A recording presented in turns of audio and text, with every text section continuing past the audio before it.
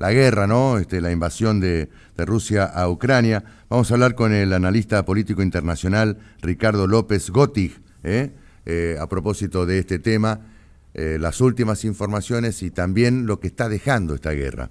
Ricardo, ¿cómo te va? Víctor González de aquí de Radio Vorterix. Hola, buen día, Víctor, ¿cómo estás? Pero muy bien, muy bien. Bueno, contanos, ¿cómo estás viendo, qué análisis haces? Justamente ya llevamos prácticamente 2 meses de guerra, y no hay señal de que esto pudiera finalizar a corto plazo. Así es. En principio, bueno, ya llevamos más de 2 meses, Más de porque dos comenzó meses, el claro. 24 de febrero, Exacto, pero tengamos en cuenta que en realidad esto es un conflicto que se inicia en el 2014, claro. porque es en marzo del 2014 cuando Rusia anexa la península de Crimea y en abril del 2014 cuando instala esas dos repúblicas separatistas en el este de Ucrania. Ujú, De modo que en realidad es como que el conflicto viene desde hace 8 años, pero tuvo un largo tiempo en el que, si bien hubo enfrentamientos, pero muy localizados y no tenían esta magnitud. claro, La claro. verdad es que creo que todos suponíamos que si Putin encaraba esta guerra, la había pensado de un modo bastante rápido y contundente, es decir, una invasión de 48 o 72 horas que tomara la ciudad de Kiev, que las grandes ciudades, colapsara el gobierno ucraniano y que no iba a haber ningún tipo de resistencia y que pudiera imponer una serie de condiciones con el hecho consumado. Bueno, nada de eso ocurrió. Creo que él infravaloró la capacidad del gobierno ucraniano, de la población ucraniana, la respuesta de la Unión Europea, la OTAN, de Estados Unidos, de la opinión pública internacional. Y por otro lado, yo creo que también sobrevaloró su propia capacidad militar. Y esto lo que ha ido demostrando esta guerra en estos últimos 2 meses es que el ejército ruso tiene una enorme cantidad de fallas logísticas, a su vez como situaciones de indisciplina y Claro. están cometiendo crímenes de guerra que Ujú, no sabemos si son auspiciados, tolerados o que el alto mando no puede contenerlo. ujú. ¿Crees que Eh, hay una situación interna en Rusia que le puede generar cierto desgaste para que continúe la guerra Putin? Esto por un lado. Y por otro lado se está hablando mucho de la salud de Putin, ¿no? Sí, bueno, a ver, lo de la salud de Putin probablemente sean especulaciones porque claramente si el ejercicio del poder ejecutivo en cualquier país desgasta a una persona, es lógico que una situación de guerra lo desgaste mucho más. Claro, También vemos que Zelensky tiene un deterioro importante, claro. pero lo cierto es que la situación interna en Rusia se va a deteriorar con el transcurso de los meses, no va a ser algo inmediato. Las sanciones económicas y financieras que se están estableciendo van a empezar a surtir efecto dentro de varios meses. Pero Rusia no es una gran economía, es decir, uno observa, Rusia es un gran país territorialmente, es el más grande del mundo, ocupa una superficie que es equivalente a la del planeta Plutón, ¿no? Claro. Cuando yo era chico, Plutón era un planeta. Sí, Bueno, sí. es más grande que Plutón. Mirá vos. Claro. Pero la cuestión es que tiene un PBI bastante bajo en comparación al territorio y los recursos naturales que tiene. Es decir, es una economía menor que la de Corea del Sur, Ujú, teniendo en cuenta el potencial que tiene. ujú, Y por otro lado es un país relativamente poco poblado, porque tiene poco más de 140 millones de habitantes. Si ujú. no tiene la musculatura económica para sostener un conflicto en el largo plazo.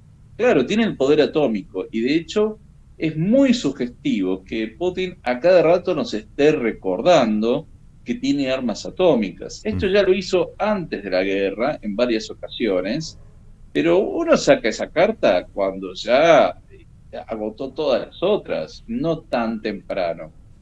Yo creo que en principio hoy no hay una salida diplomática a Ujú. este conflicto. Y es muy probable que se empiece a extender, y hay señales muy preocupantes al respecto, que se empiece a extender hacia Moldavia. Ahí hay también una zona separatista, la de Transnistria, que está entre Moldavia y Ucrania.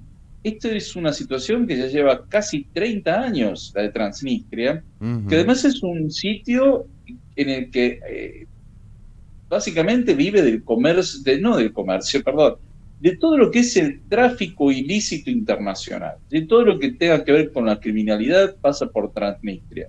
Sí, desde la venta de autos robados, narcotráfico, tráfico de personas, bueno, y aparentemente se está generando un conflicto artificialmente en esa región para sumarla a esta guerra. La verdad es que desde el punto de vista de la lógica militar, ha tenido muchas etapas en poco tiempo, porque Claro. al principio iba a invadir Kiev, iba a atacar Odessa, bombardeó Kharkiv, bueno, después abandona todo eso y se concentra en la zona oriental de Ucrania, en donde está la población de habla rusa.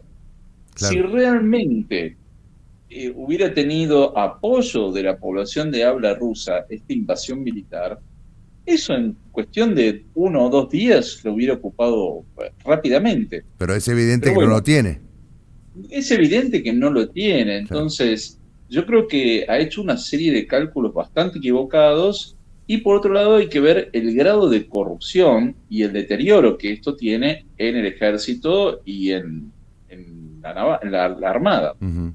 Y respecto de los misiles que lanzó sobre Kiev, que han causado la muerte de una periodista, bueno, que esto generó, por supuesto, conmoción en Ucrania, ¿cuál será la reacción o en todo caso qué reacción está teniendo los aliados a Ucrania, bueno, los países de la OTAN, Estados Unidos? Digamos, ¿qué puede pasar en función de esa reacción que pueda haber? Yo lo que observo y que creo que está bastante claro primero desde antes de que comenzara esta guerra, es que ha habido mucha cautela y mucha prudencia en el manejo con Rusia a lo largo de todo el conflicto. Porque los líderes de la OTAN, de la Unión Europea, de Estados Unidos y de países que no forman parte de estas estructuras militares han intentado varias negociaciones con Putin infructuosamente Sí. y se han manejado con mucha cautela, es decir, no han enviado tropas, han Ujú. establecido sanciones financieras, económicas, pero no han ido mucho más que eso, y han ayudado con armas, obviamente, a Ucrania. De no haber sido así, realmente hubiera colapsado rápidamente Ucrania. Pero creo que hay algunas líneas rojas que aún Putin no ha atravesado. Por ejemplo, el uso de armas químicas, el uso de armas nucleares, el uso de armas biológicas. Esas son líneas rojas muy fuertes, es decir, está bastante cerca, porque los crímenes que se cometieron en Bucha, esos son crímenes que van a ser eh, juzgados y sancionados eventualmente por la Corte Penal Internacional, de acuerdo al Estatuto de Roma. Entonces, hay una situación bastante tensa, pero todavía no amerita otro paso más allá de parte de otros gobiernos de la región. ¿Qué pasa si esto se extiende? ¿Qué análisis haces justamente ¿Se de extiende la en el tiempo extensión? o en la geografía? No, claro, en el tiempo y también en la geografía, ¿no? En el tiempo va a ser un enorme desgaste para Rusia, su economía y su ejército. Ujú. Eh, ¿Cuánto yo tiempo más se puede soportar o en todo caso, cuánto tiempo más puede durar este desgaste que está teniendo Rusia? Realmente es imprevisible saber cuántas reservas de armas, de alimentos posee Rusia. Obviamente sí tiene las fuentes energéticas, pero yo creo que en unos meses recién se van a empezar a sentir los efectos de Ujú. estas sanciones por parte de la población rusa. Ahora bien, eso no significa que la población rusa salga a pedir la salida de Putin. Claro, Puede fortalecerlo incluso en una situación de aislamiento, claro. porque la visión general que tiene el ruso promedio, tengamos en cuenta que hay muchos mecanismos de censura, Ujú, de prohibición de expresión de alternativas democráticas, ujú. y esto viene desde muy larga data. Entonces la visión predominante que tienen es la del gobierno de Vladimir Putin. Pero por otro lado, el ruso se siente muy orgulloso de su país, de su historia, de su poder militar, con lo cual no es que por sentirse derrotado en una guerra va a salir corriendo. Esto puede fortalecer mucho más la posición de Putin en el largo plazo con una población que es muy resiliente. Claro. Eso también tenemos que tener en cuenta. Es muy resiliente. Ujú. Entonces, desde ese lado, yo creo que Putin está bastante seguro. ¿Puede haber algún movimiento en las Fuerzas Armadas? Podría ser. O del propio entorno del Kremlin. Es decir, cuando esto empiece a generar pérdidas económicas considerables, puede ser que haya algún tipo de movimiento para desplazarlo a Putin. Pero en principio está bastante seguro en eso. Puede llegar a ser una guerra larga como la de Yugoslavia también. Claro. En Yugoslavia hubo una guerra que duró varios años y Ujú. de hecho es un conflicto que hoy está congelado, pero no está resuelto completamente, pero puede llegar a ser un tipo de guerra de ese estilo. Ahora, si uno piensa que la guerra se extiende, también es dable esperar que la economía mundial tenga su resquebrajamiento, ¿no? Lo que está ocurriendo, por ejemplo, con la inflación en los Estados Unidos, en el Reino Unido, es decir, la inflación que estamos teniendo en países de Latinoamérica que la venían controlando, pero que ya se les está escapando, caso Brasil, esta es una situación que me parece que no sé si la están evaluando los líderes políticos o bien es algo que les está llegando y la tienen que enfrentar.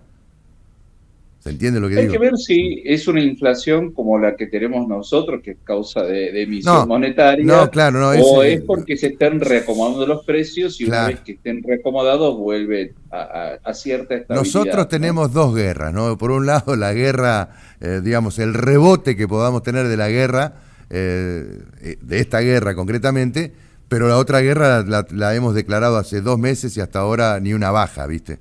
Esa No, es otra nada, cuestión. No, eso es otra cuestión. no, Este, por pero eso. digo, Hay que distinguir que obviamente hay una subida de los precios internacionales, pero eso de por sí solo ujú, no constituye inflación, en el ujú, sentido de que, bueno, una vez que se reacomodan los precios, porque, claro, Rusia y Ucrania son dos grandes proveedores de alimentos a nivel mundial, ujú. lo cual sería una oportunidad en un contexto doloroso y trágico, pero sería una gran oportunidad para la economía argentina, en condiciones favorables Claro, para la claro. inversión, para la producción, la Claro. exportación. Ojalá, Así ojalá como se pueda aprovechar, ¿no? bueno, así como la venta de gas, que Rusia es el gran proveedor de Europa, podría ser una oportunidad extraordinaria si pudiésemos explotar lo que hay en Vaca Muerta. Ujú, Pero, nuevamente, tiene que haber inversión, seguridad jurídica, previsión, respeto al lucro, al derecho de propiedad, es decir, son muchas condiciones. Pero y yo creo que, a ver, primero es imprevisible saber cuándo podría ocurrir, ujú. ¿no? El fin de la guerra. Es absolutamente imposible porque siempre hay muchas variables que son imprevisibles. Es decir, que pueda pasar algo en el entorno de Putin, que pueda haber alguna salida negociada. Pero acá creo que lo interesante es que, en principio, fortaleció la Alianza Atlántica entre Estados Unidos y Europa. Hoy que los gobiernos de Suecia y Finlandia estén considerando ingresar a la OTAN es un hecho completamente inesperado. Son dos países que se mantuvieron neutrales a lo Sí. largo de toda la Guerra Fría, la posguerra fría, hasta esto, que claramente para ellos es una señal de un enorme peligro y de la inestabilidad que supone este gobierno de Rusia para la seguridad de Europa. Entonces, y hay otros realineamientos, no solo en el continente europeo, en el continente asiático también hay una fuerte alianza en torno al apoyo a Ucrania. Y por otro lado, que la República Popular China, que hay quienes hacían una lectura bastante lineal y matemática de que iba a apoyar inmediatamente a Rusia, lo cierto es que está primero con su propio problema de este intento fallido de tener cero COVID, lo cual es ya a esta altura algo bastante demencial, Sí, esto que sí. están haciendo de los confinamientos, Sí, por algo claro, que claro. ya es una gripe, o sea, ya está controlado, ya no es una enfermedad letal como fue al inicio de la pandemia. Claro. Pero bueno, tiene esos propios problemas y por otro lado, la postura del gobierno de la República Popular China es la de mirar con mucha cautela este tipo de conflictos, sobre todo cuando suponen una separación territorial que va en contra de la política china. Ricardo, te agradecemos muchísimo. La verdad que Muchísimas gracias. nos has pintado un panorama realmente entendible de lo que está sucediendo y bueno, ojalá que esto se termine en el breve plazo y podamos tener un mundo más normal, ¿no? Ojalá.